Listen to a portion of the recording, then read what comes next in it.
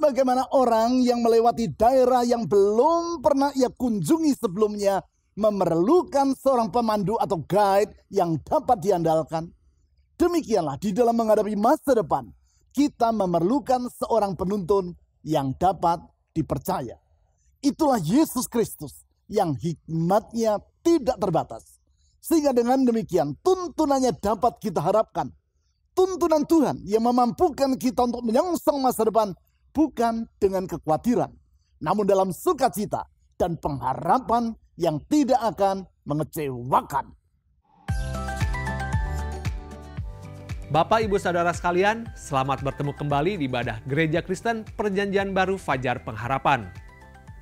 Karena kasih Allah yang begitu besar kepada kita, Dia rela datang ke dunia menjadi sama dengan manusia.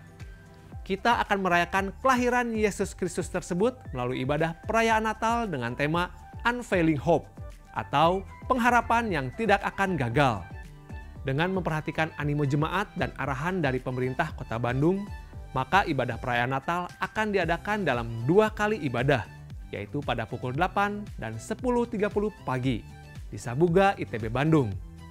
Anda perlu memilih salah satu dari kedua ibadah tersebut.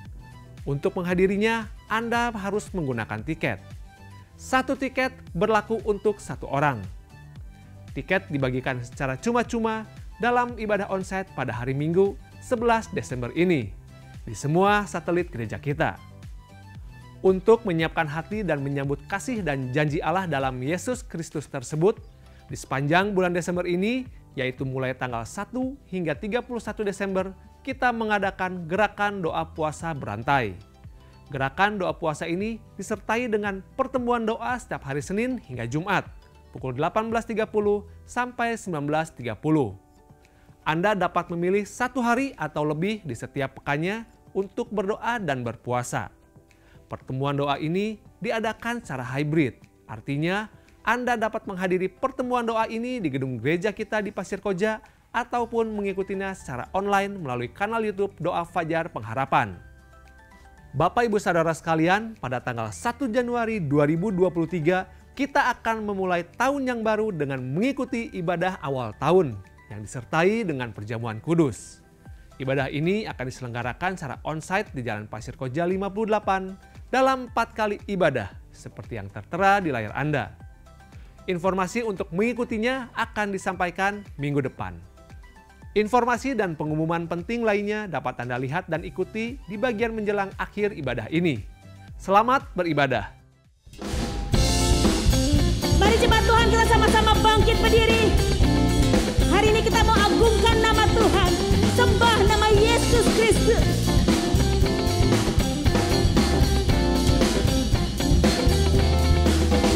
Hai, mari berhimpun dan bersukaria, turut semua ke Betlehem. Marilah pandang Tuhan balas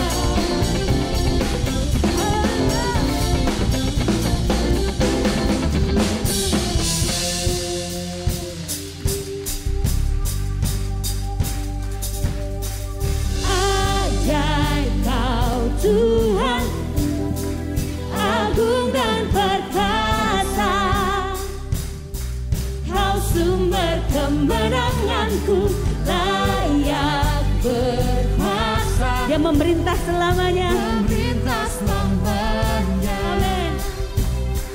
Yesus, kaulah Raja mulia, ajaib kau Tuhan, agung dan perkasa.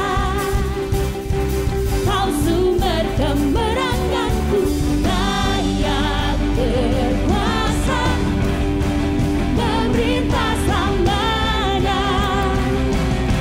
Yesus, kaulah Raja mulia, ajaib kau Tuhan, agung dan perkasa. Kau sumber kemenanganku, layak berkuasa, memerintah selamanya. Yes, katakan kau ajaib Tuhan, ajaib kau Tuhan, agung dan perkasa. Dia sumber kemenangan kita. Kami percaya Tuhan, layak berkuasa, memerintah selamanya. Yesus, kaulah Raja mulia. Sama-sama serukan, Raja mulia.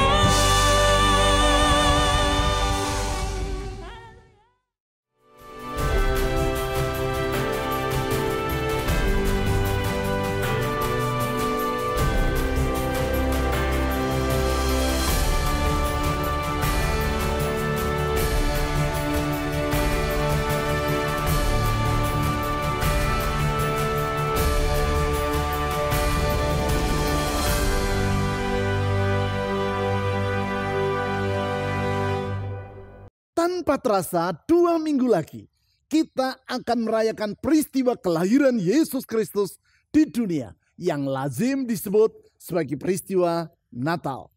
Perayaan tersebut akan kita laksanakan di Gedung Sasana Budaya Ganesha, Bandung pada tanggal 25 Desember.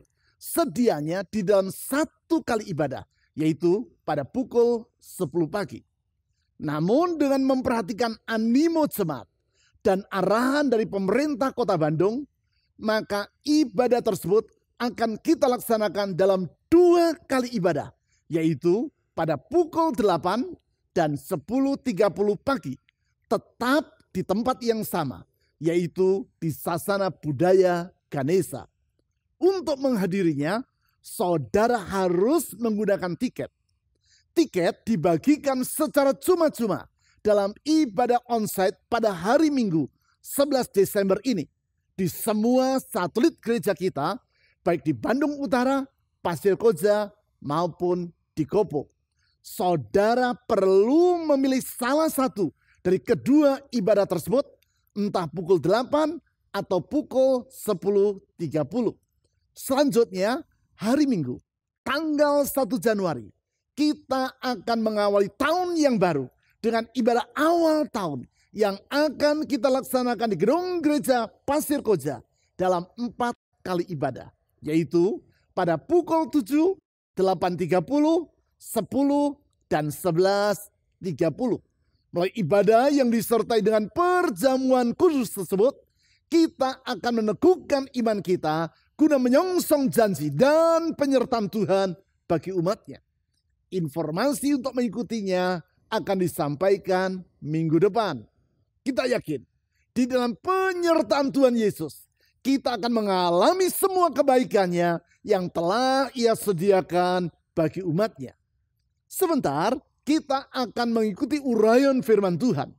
Namun sebelum itu, mari kita berdoa, menyerahkan ibadah Natal dan ibadah awal tahun yang ada di hadapan kita ke dalam tangan Tuhan.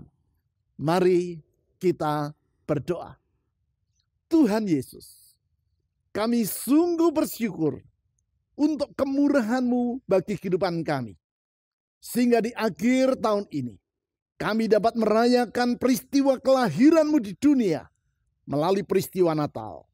Dan kami dapat mengawali tahun yang baru dengan menyongsong masa depan bersama dengan Tuhan. Karena itu kami berdoa Tuhan Yesus, untuk persiapan perayaan Natal tanggal 25 Desember, serta persiapan ibadah awal tahun tanggal 1 Januari. Tuhan menolong semua panitia yang telah bekerja keras. Kami berdoa untuk satu perkara, Engkau hadir di dalam ibadah kami. Karena di mana Engkau hadir, di situ ada kelepasan, ada kesembuhan, ada pemulihan, dan ada jaminan untuk hari depan. Muliakanlah nama-Mu ya Tuhan melalui ibadah-ibadah yang kami akan adakan. Dan di dalam semua itu hati-Mu disenangkan. Kami menyerahkan pemberitaan firman Tuhan sebentar. Urapi kami, tolong dengan tuntunan Roh Kudus-Mu, sehingga kami dapat mengerti kehendak Tuhan bagi hidup kami. Terpuji nama-Mu di dalam nama Tuhan Yesus. Amin. Sebagaimana yang saya kemukakan minggu yang lalu, bagi orang yang berada di dalam kegelapan yang tidak ia kehendaki, tak ada yang lebih ia harapkan melebihi kehadiran dari terang yang menghapus kegelapan. Prinsip ini mengingatkan saya kepada apa yang saya alami sekian tahun yang lampau. Yaitu ketika saya bersama dengan 5 orang teman kuliah saya melakukan perjalanan ke lereng Gunung Semeru untuk mengikuti pelatihan rappelling. Salah satu teknik dalam mendaki gunung. Sekadar sebagai informasi, hobi saya ketika dulu masih muda adalah mendaki gunung. Ralat. Sekarang pun saya masih muda. Yang saya maksudkan adalah dulu ketika saya lebih muda daripada sekarang. Salah satu hobi saya adalah mendaki gunung. Saat itu saya masih berkuliah di ITS Surabaya. Siang hari dari Surabaya kami berenam naik bis ke Kota Malang. Lalu dengan menggunakan angkutan umum kami menuju ke Desa Tumpang. Sebuah desa yang terletak sekitar 1 jam ke arah timur dari Kota Malang. Ketika kami tiba di desa itu, waktu sudah menunjukkan pukul 5 sore lebih. Keadaan sudah mulai gelap. Kami segera bergegas menuju ke pinggir desa untuk menembus hutan yang berada di sana guna menuju ke lokasi pelatihan. Diperkirakan kami harus berjalan sekitar 2 jam melalui hutan yang tidak terlalu lebat itu. Sesampainya di pinggir hutan, barulah kami sadar bahwa hanya saya seorang saja yang membawa lampu badai. Itulah lampu dengan bahan bakar minyak tanah dan yang tahan terhadap angin kencang maupun hujan. Selain itu, saya juga membawa sebuah lampu senter. Sedangkan teman-teman saya tidak seorang pun yang membawa alat penerangan. Seharusnya untuk berjalan di malam hari, sebuah lampu badai dan sebuah lampu senter adalah cukup memadai. Namun masalahnya, saya lupa membawa korek api. Dan demikian juga dengan teman-teman saya. Tentu tanpa korek api, maka lampu badai tadi tidak dapat berfungsi. Sedangkan bila kembali ke Desa Tumpang, guna membeli korek api juga akan sia-sia. Sebab di malam hari semua warung di desa itu sudah tutup. Akhirnya kami memutuskan untuk berjalan menembus hutan hanya dengan mengandalkan penerangan dari lampu senter yang saya bawa tadi. Kebetulan lampu senter itu adalah yang berukuran sedang, sehingga daya jangkau cahayanya terbatas. Karena itu saya minta teman saya yang berada di barisan paling belakang untuk memegang senter tersebut dan menerangi jalan yang ditempuh oleh kami yang berada di barisan depan. Jalan yang kami lalui cukup sempit dan menyusur tebing dengan jurang yang dalam serta menganga lebar di sisi kanan kami. Kami berjalan secara berurutan, seorang demi seorang berbanjar ke belakang. Sekitar setengah jam kami berjalan. Karena kurang hati-hati, maka teman saya yang berjalan di paling belakang tadi, kakinya tersandung pada akar pohon. Sebagai akibat, ia kehilangan keseimbangan, lampu senter yang berada di tangannya terlepas dan jatuh ke tanah. Seketika itu juga lampu senter itu padam. Nampaknya bola lampunya putus karena jatuh terbanting. Alhasil, kami seakan-akan tertelan oleh kegelapan. Sekarang kami menghadapi situasi yang dilematis. Bila berjalan terus, maka berarti kami harus berjalan tanpa penerangan. Bila kembali ke Tumpang, sama saja. Sebab kami juga harus tetap berjalan di dalam kegelapan. Untuk berhenti dan bermalam di situ, kondisi tempat itu tidak memungkinkan. Karena lokasi itu bukanlah lahan yang cukup lapang untuk mendirikan tenda. Artinya, mau tidak mau, kami harus terus berjalan tanpa lampu penerangan. Dan hanya dengan mengandalkan sedikit cahaya dari bintang, karena kebetulan saat itu bulan sedang mati. Beruntung langit tidak berawan, sehingga cahaya bintang-bintang membuat jalan yang kami tempuh samar-samar masih sedikit terlihat. Dengan berhati-hati, kami berjalan setapak demi setapak, melalui jalan yang sempit dengan jurang yang dalam, serta menganga lebar di samping kanan kami. Alhasil, perjalanan yang seharusnya kurang 1,5 jam itu harus kami tempuh selama hampir 4 jam. Tepat tengah malam, barulah kami berenam tiba di tempat tujuan. Memang, bagi orang yang berada di dalam kegelapan yang tidak ia kehendaki, tak ada yang lebih ia harapkan melebihi kehadiran dari terang yang menghapus kekelaman. Terang yang memungkinkan kita untuk melihat apa yang ada di hadapan kita dan melangkah dengan kepastian. Sesungguhnya, terang yang seperti itulah yang kita perlukan di masa kini. Yaitu kurun waktu di mana keadaan sekitar kita serba gelap. Bagi kebanyakan orang, berbagai kesulitan yang datang secara silih berganti. Mulai dari kesulitan karena pandemi, sampai kepada krisis ekonomi secara global yang terjadi akhir-akhir ini, mengakibatkan dunia serasa serba gelap. Namun bagi kita yang percaya kepada janji Allah, kita akan menghadapinya bukan dengan keputusasaan.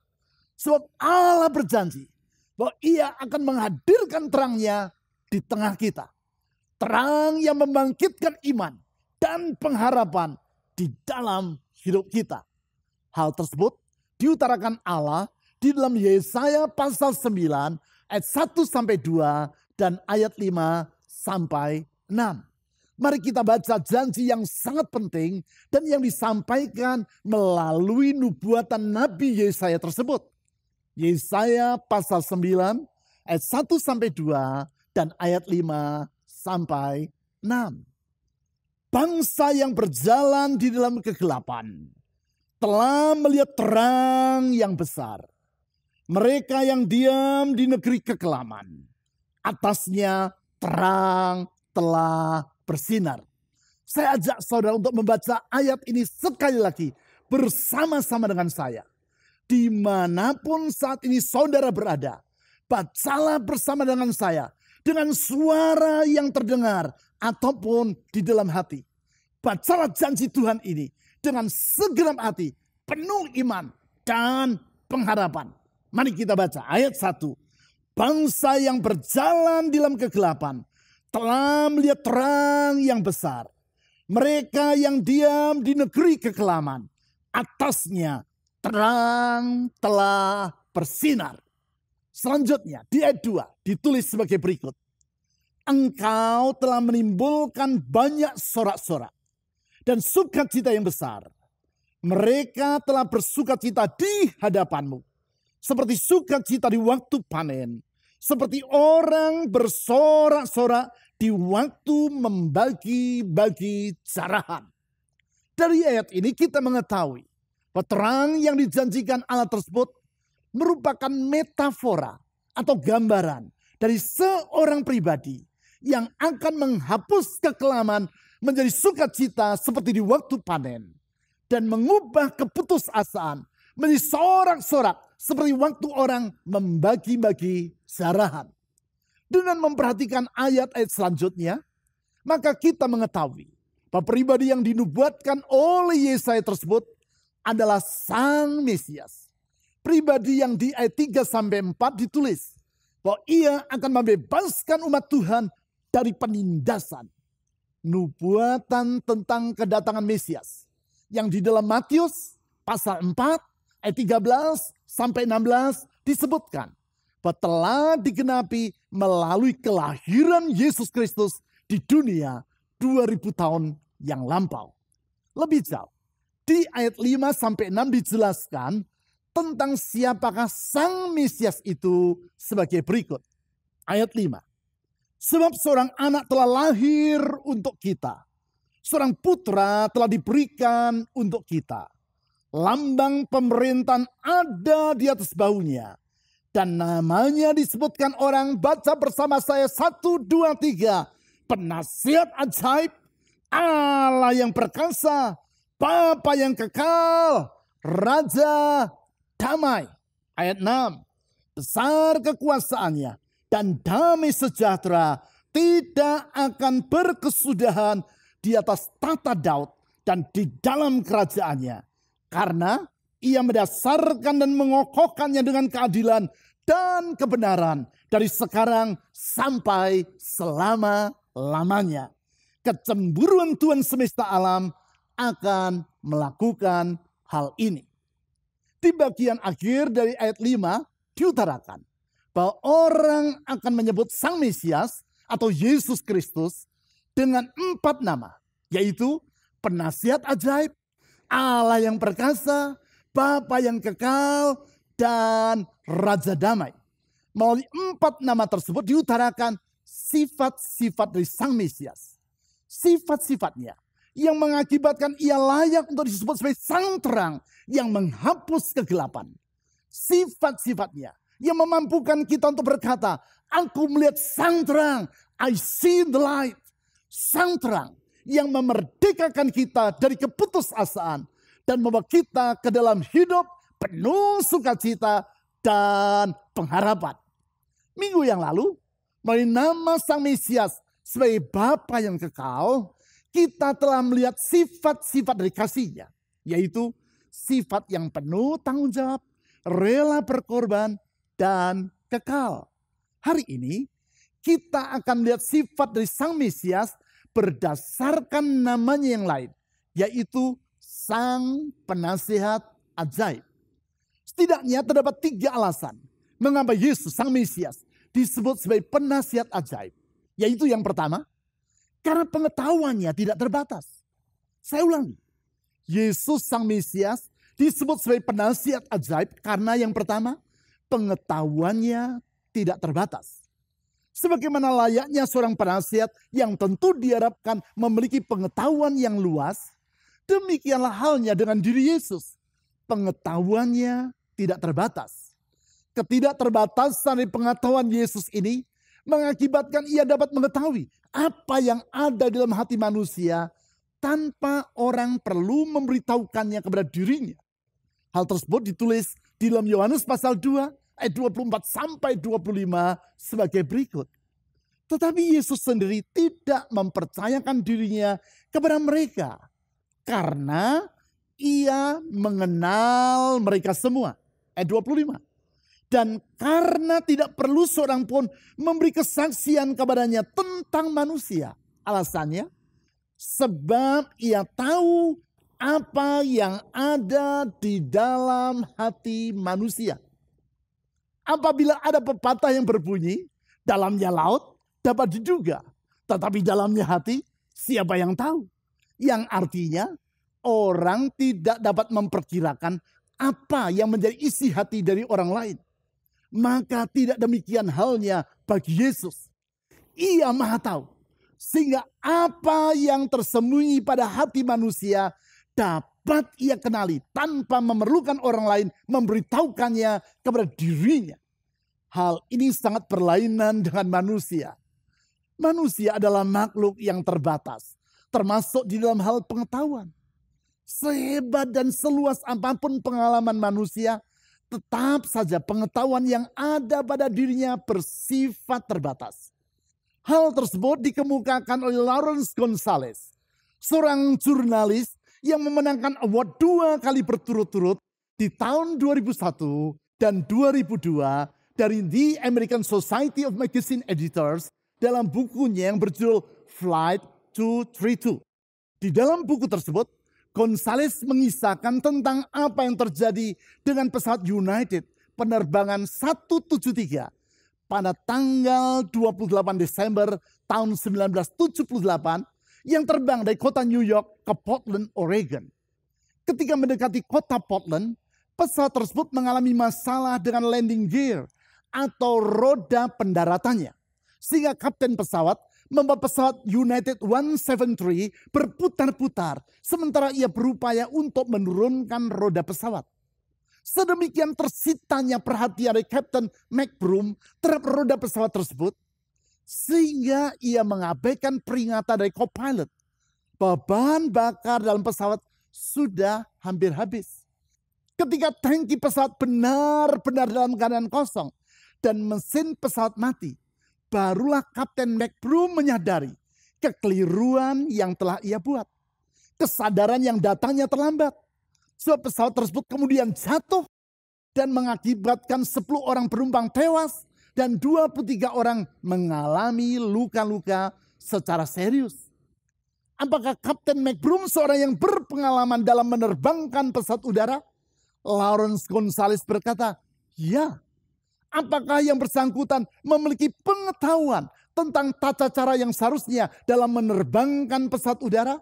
Tentu saja. Ia memiliki pengetahuan mengenai hal tersebut.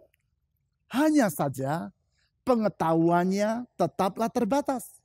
Dan di dalam keterbatasan tersebut, ia telah membuat keputusan yang keliru. Yaitu yang mengakibatkan jatuhnya korban nyawa dari beberapa orang penumpang dalam pesawat yang ia kemudikan. Memang tidak dapat dipungkiri. Seluas apapun pengalaman seseorang, dan sebanyak apapun pengetahuan yang dimiliki oleh yang bersangkutan, tetap saja pengetahuan manusia bersifat terbatas. Sehingga bisa jadi keputusan-keputusan yang ia ambil adalah keliru. Tetapi tidak demikian halnya dengan Yesus Kristus atau Sang Mesias. Dia adalah pribadi yang maha tahu. Di dalam pengetahuannya yang tidak terbatas itu, ia mengetahui apa yang tidak diketahui oleh manusia. Ia mengetahui apa yang akan terjadi di masa depan. Karena sesungguhnya tidak ada apapun yang tersembunyi dari hadapannya. Ia mengetahui tentang hari esok dari kehidupan kita. Dan dapat mengendalikan hidup kita tanpa keliru dalam bertindak. Oleh karenanya, dia patut disebut sebagai Sang Penasihat Ajaib. Dia adalah sang terang yang mengusir kegelapan, termasuk kegelapan dari ketidaktahuan diri kita tentang hari esok. Singkat kata, kalau kita berjalan bersama dengan Dia, kita tidak akan dibiarkannya tersesat. Karena sesungguhnya Dia tidak pernah tersesat dan tidak akan pernah menyesatkan siapapun juga. Selanjutnya, yang kedua. Yesus Sang Mesias disebut sebagai penasihat ajaib karena hikmatnya dapat diandalkan. Saya ulangi. Yang kedua, karena hikmatnya dapat diandalkan. Tentang hal tersebut, kita perlu memahami bahwasanya pengetahuan dan hikmat merupakan dua hal yang berbeda. Memang orang yang berhikmat adalah orang yang berpengetahuan. Tetapi orang yang berpengetahuan tidak dengan sendirinya adalah orang yang berhikmat. Karena pada dasarnya hikmat adalah kemampuan untuk membuat keputusan-keputusan yang tepat antara lain berdasarkan pengetahuan yang dimiliki. Karena hikmat tidaklah sama dengan pengetahuan, itu sebabnya walaupun seseorang memiliki pengetahuan, belum tentu yang bersangkutan memiliki hikmat yang memampukan dirinya membuat keputusan-keputusan yang sehat.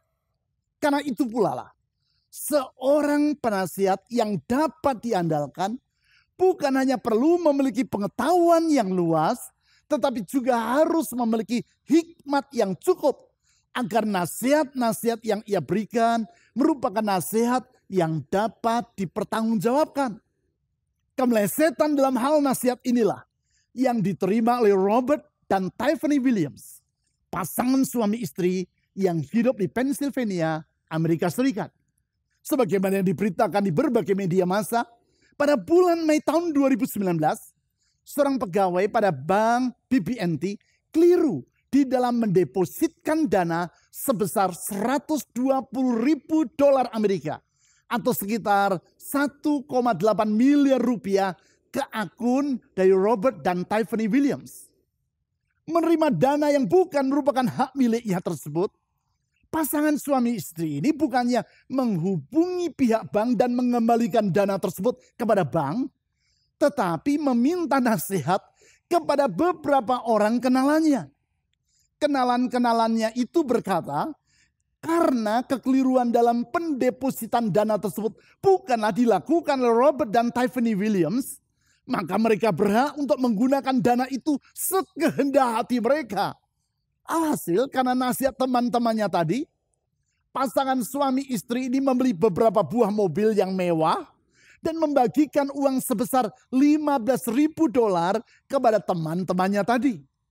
3 bulan kemudian, ketika bank BB&T menyadari kekeliruan yang telah terjadi, mereka menghubungi Robert dan Tiffany Williams serta meminta agar mereka mengembalikan dana yang telah salah didepositkan ke akun pasangan suami istri tersebut. Namun, karena dana itu sudah habis dibelanjakan, maka Robert dan Tiffany mengabaikan pemberitahuan dari bank dan tidak mengembalikan dana yang telah tersasar masuk ke dalam akun mereka. Sebagai akibat, bank melaporkan mereka berdua ke polisi dan mereka ditangkap serta dihadapkan kepada pengadilan atas tuduhan kejahatan pencurian. Kepada reporter televisi yang mewawancarai dirinya di depan gedung pengadilan, Robert Williams berkata, "All I'm going to say is, we took some bad legal advice from some people, and it probably wasn't the best thing in the end." Yang saya akan katakan kepada pengadilan adalah bahwa kami telah keliru dalam menerima nasihat hukum dari beberapa orang. Dan nampaknya bahwa hal itu bukanlah tindakan yang tepat. Memang apa yang mereka lakukan yaitu menerima nasihat yang keliru dari teman-teman mereka yang tidak berhikmat tadi adalah tindakan yang tidak tepat. Tindakan yang salah. Karena pada akhirnya pengadilan memutuskan bahwa pasangan suami istri itu telah melanggar hukum. Sehingga mereka dijatuhi hukuman percobaan dan mereka diharuskan untuk melakukan pelayanan terhadap masyarakat masing-masing sebanyak 100 jam. Patut dicatat, bila nasihat dari sesama manusia tidak selalu dapat diandalkan, maka tidak demikian halnya dengan nasihat dari Kristus, Tuhan kita. Ia tidak pernah memberikan nasihat yang keliru. Apapun yang ia nasihatkan selalu tepat. Karena itu, ia layak disebut sebagai sang penasihat ajaib. Yaitu karena hikmatnya adalah tidak terbatas. Sama seperti yang ditulis dalam 1 Korintus pasal 1 ayat 24. Yaitu, Kristus adalah kekuatan Allah dan hikmat Allah. Karena dia adalah pribadi yang maha berhikmat. Sehingga bila kita berjalan sesuai rancangannya, sesungguhnya kita sedang berjalan di dalam terangnya yang ajaib. Terang yang mengakibatkan kita tidak akan tersandung maupun terjerumus ke dalam jurang penyesalan. Hikmatnya yang dapat diandalkan dan yang memungkinkan kita memandang hari esok dengan penuh pengharapan, yaitu pengharapan yang tidak akan mengecewakan. Selanjutnya, yang ketiga, Yesus Sang Mesias disebut sebagai penasihat ajaib karena tuntunannya dapat diharapkan. Saya ulangi, yang ketiga, karena tuntunannya dapat diharapkan. Tentu, penyebutan Yesus sebagai penasihat ajaib ini tidaklah terlepas dari kesediaan dirinya untuk menuntun kita, para pengikutnya, di jalan-jalan yang benar. Kita perlu menyadari bahwa bukan saja pengetahuan kita terbatas dan hikmat yang ada pada diri kita tidak selalu tepat. Terlebih lagi sebagai manusia, kita cenderung untuk meminta nasihat kepada pribadi-pribadi yang keliru. Coba Anda renungkan. Ketika seorang anak remaja bermaksud melarikan diri dan meninggalkan rumah orang tuanya, kepada siapa ia akan meminta nasihat? Kepada sesama temannya, yaitu remaja yang belum mampu memberi nasihat yang sehat. Ketika seseorang bermaksud mengakhiri rumah tangganya yang bermasalah dengan bercerai, kepada siapa ia akan meminta nasihat? Ia akan meminta nasihat kepada temannya yang belum lama bercerai dan yang juga rumah tangganya sama-sama berantakan seperti yang sedang ia alami. Nasihat apa yang akan diberikan oleh temannya itu? Saudara sudah dapat membayangkannya. Nasihat yang akan menjerumuskan orang tadi ke dalam masalah yang lebih berat. Kita memerlukan nasihat dari pribadi yang tepat. Hal itu dikisahkan oleh Max Lucado, hamba Tuhan dan penulis yang sangat terkenal dari San Antonio, Texas, dalam bukunya yang berjudul Facing Your Giants. Ia bercerita, suatu hari ia mengikuti lomba triathlon, yaitu perlombaan yang merupakan gabungan antara berenang sejauh 1,2 mil, bersepeda sepanjang 56 mil, dan berlari sejauh 13,1 mil. Sementara berlari dengan kehabisan tenaga, ia bertanya kepada seorang laki-laki yang sedang berlari di sampingnya tentang keadaan yang bersangkutan. Orang itu mengeluh dan mengomel dengan berkata, mengikuti perlombaan ini merupakan keputusan yang terbodoh yang pernah saya ambil dalam hidup saya.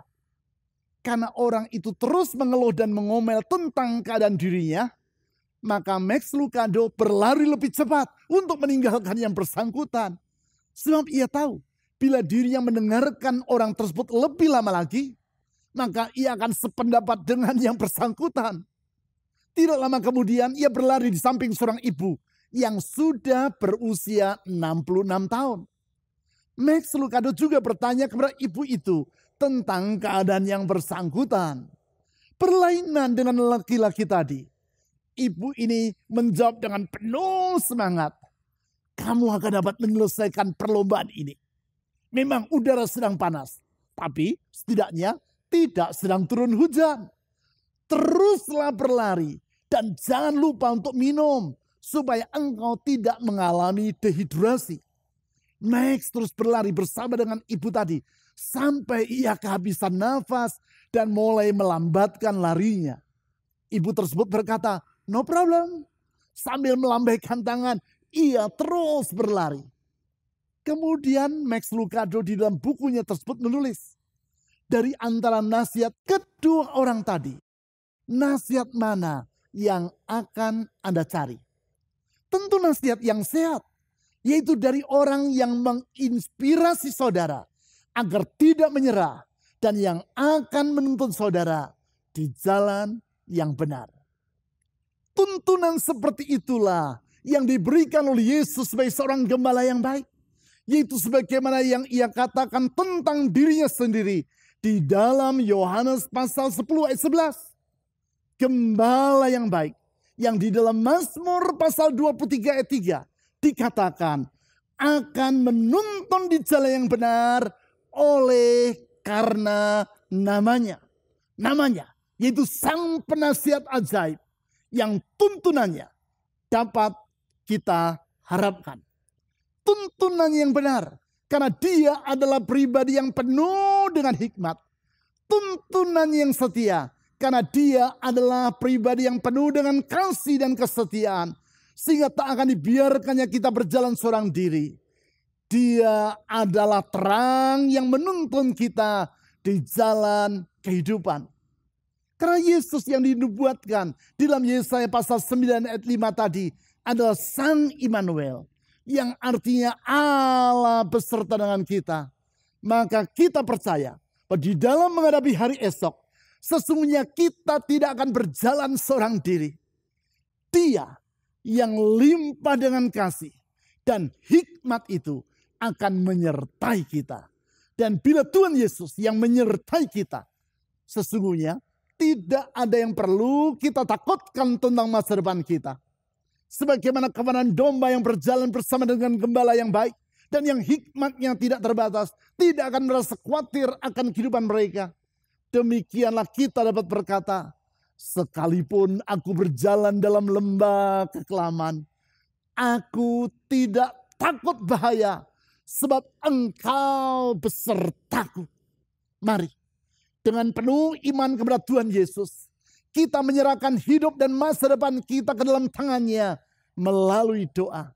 Kita percaya kuasa-Nya tidak pernah berubah, kesetiaannya turun-temurun, dan kasih-Nya tidak akan pernah berakhir, dan hikmat-Nya tidak terbatas. Di dalam Dia, kita dapat melihat masa depan yang penuh dengan pengharapan. Pada dirinya ada sumber hayat, dan di dalam terangnya kita melihat terang. I see the light. Mari kita berdoa. Tuhan Yesus, Sang sumber hayat, Sang sumber kehidupan, di dalam terang-Mu kami melihat terang. Di dalam anugerah dan kasih-Mu kami melihat ada pengharapan. Di dalam hikmat-Mu yang tidak terbatas dan kesetiaan-Mu yang turun-temurun, kami dapat menyongsong hari esok tanpa rasa takut ataupun khawatir. Karena Engkau-lah terang yang menghapuskan kegelapan. Engkau terang yang mengubah kehidupan kami dan masa depan kami. Tuhan Yesus, di tengah kegelapan yang sedang melanda seluruh dunia hari-hari ini, kami perlu penyertaan terang-Mu dalam hidup kami. Dan kami percaya anugerah-Mu cukup bagi kami. Engkau bersedia menyertai kami. Karena Engkau-lah Sang Immanuel, Allah yang berserta dengan kami. Dan kalau Tuhan Yesus Engkau yang menyertai kami tahu tuntunan-Mu tidak pernah salah. Engkau selalu membawa kami di jalan yang benar. Dan di dalam penyertaan-Mu, Engkau memelihara hidup kami tanpa sekalipun Engkau lalai akan hal itu. Sehingga kami tahu Tuhan Yesus, di dalam penyertaan-Mu, kami mengalami sejahtera yang berlimpah-limpah. Karena itu dalam terang-Mu kami bersukacita. Dalam terang-Mu kami bersorak-sorak. Karena sesungguhnya di dalam Engkau ada pengharapan. Tuhan Yesus, dengan iman kepada-Mu saya berdoa saat ini. Ulurkan tangan kasih-Mu menuntun kehidupan kami. Menyertai anak-anak-Mu. Membuka jalan di setiap jalan. Memulihkan, menyembuhkan, menyediakan jalan keluar. Dan dalam nama-Mu kami berdoa. Karena kami percaya kuasa kasih-Mu tidak terbatas. Di dalam Engkau ada mujizat. Di dalam Engkau ada jalan keluar. Dan di dalam nama Dia segala nama. Nama Yesus Kristus, Tuhan dan Juru Selamat yang hidup. Kami telah berdoa. Amin. Penasehat ajaib, Allah yang perkasa, Bapa yang kekal, Raja damai, sambutlah Dia, Yesus Tuhan,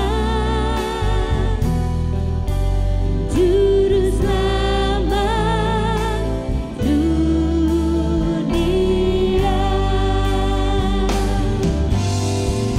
Penasehat ajaib, Allah yang perkasa, Bapa yang kekal, Raja damai, sambutlah Dia, Yesus Tuhan, Juru Selamat dunia. Berikut adalah beberapa informasi dan kegiatan gereja kita yang dapat Anda ikuti.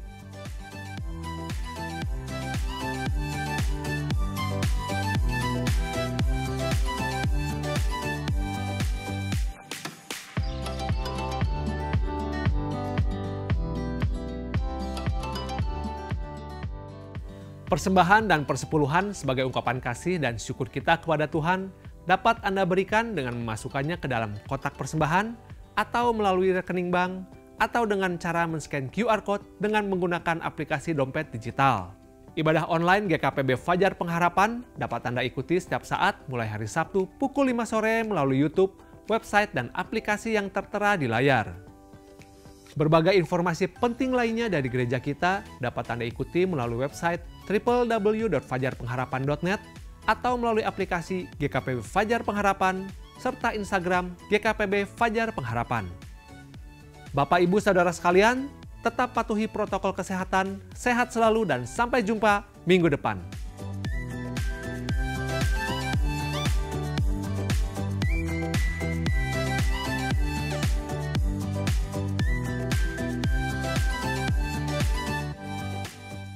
Mari kita bersyukur kepada Tuhan di dalam doa mengakhiri ibadah kita pada saat ini. Tuhan, kami bersyukur buat firman-Mu yang memerdekakan hidup kami.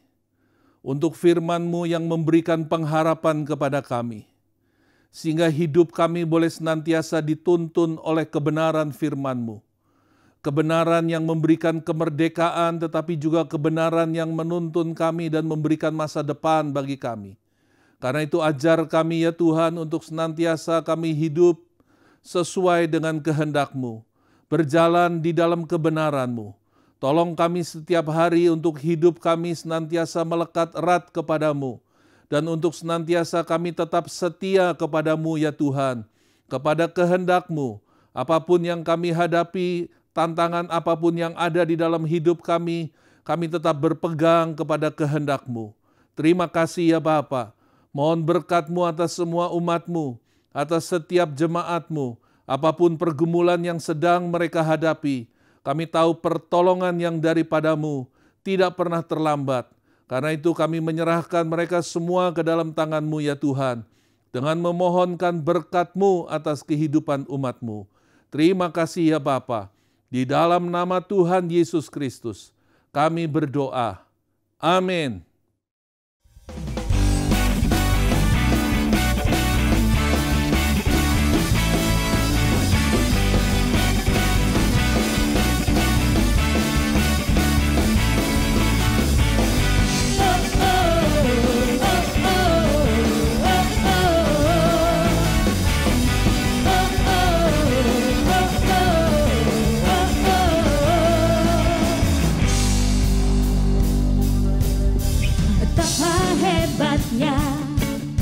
Perbuatan tangan-Mu, betapa dahsyatnya kuasa-Mu dalamku.